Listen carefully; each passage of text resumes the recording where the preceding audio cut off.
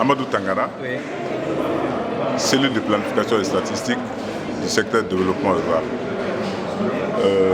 L'agriculture durable est celle qui prend en compte l'intégration de beaucoup de facteurs.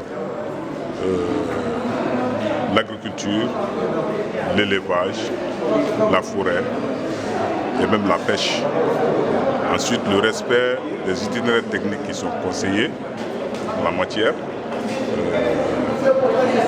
La restauration de la fertilité du sol en apportant conséquemment de la fumée organique. Ensuite, peut-être supplémenter avec un peu d'engrais minéral.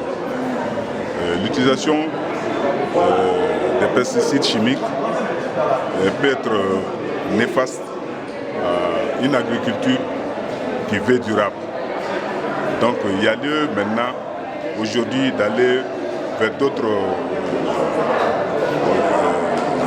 types de pesticides qui sont surtout conseillés, surtout les pesticides biologiques. En fait, il y a des alternatives. On peut utiliser aujourd'hui des pesticides biologiques qui viennent soit de l'extérieur ou même qui sont fabriqués chez nous ici. Par exemple, l'utilisation des graines de Nîmes avec les piments et beaucoup d'autres qui existent chez nous ici. Donc il y a lieu de faire beaucoup attention avec l'utilisation abusive des pesticides. Donc comme je disais tantôt, l'agriculture durable absolument doit prendre en compte quelques facteurs, les intégrer et procéder aussi à des assolements en rotation des cultures. Donc faire en sorte que au moment de la préparation du sol, on n'abuse pas la couche arabe.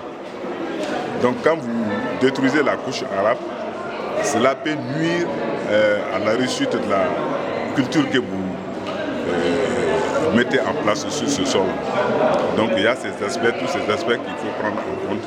Donc d'une manière générale, il faut écouter les responsables techniques en la matière, les conseils qu'ils prodiguent, les appliquer et suivre tous les itinéraires techniques.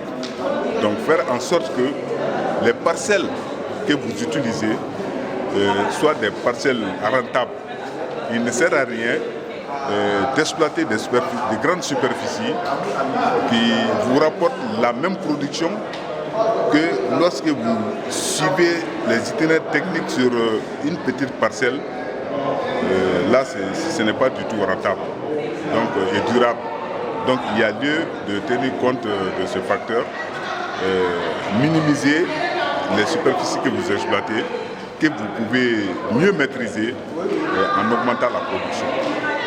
Voilà, c'est quelques mots que je pourrais dire par rapport à l'agriculture durable. Je vous remercie. Merci.